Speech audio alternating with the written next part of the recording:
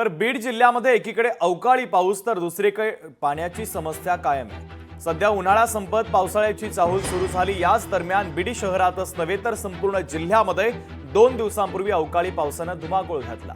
यात अनेक शेतकऱ्यांचं नुकसान देखील झालं। मात्र त्या पलीकडे गेल्या अनेक दिवसांपासून बीड जिल्ह्यावर पाण्याच्या कमतरतेचं सावट आहे।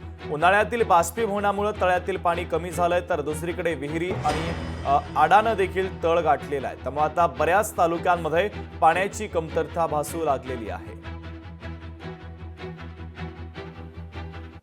उन्हाची तीव्रता वाढलेली आहे। उन्हाच्या तीव्रतेमुळे पाणी पातळी घटलेली आहे आणि पाणी पातळी घटल्यामुळे ग्रामीण भागामध्ये पाण्याची व्यवस्था थोडे अडचणीची निर्माण होते आणि याच्यासाठी आपल्याला प्रशासनाने त्या गावागावात जिथं पाण्याची टंचाई आहे त्या गावागावामध्ये आपल्याला टँकर निर्माण करणं, टँकर देणं त्या गावाला ते महत्त्वाचं आहे आणि त्याचे प्रस्ताव आपण पंचायत समितीमार्फत काढावेत, द्यावेत आणि ग्रामीण भागाला टँकरमार्फत पाणी पुरवावं।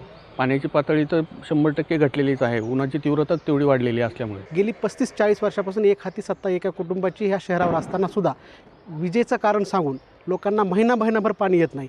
तुम्ही तर लोकांकडून जनतेकडून पाणीपट्टीच्या नावाखाली पैसे नगरपालिका घेते, मग हे पैसे कोणाच्या घशात जातात?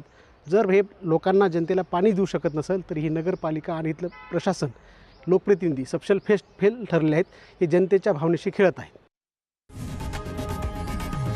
लोकशाही मराठी ऐका, पहा, जागरूक रहा।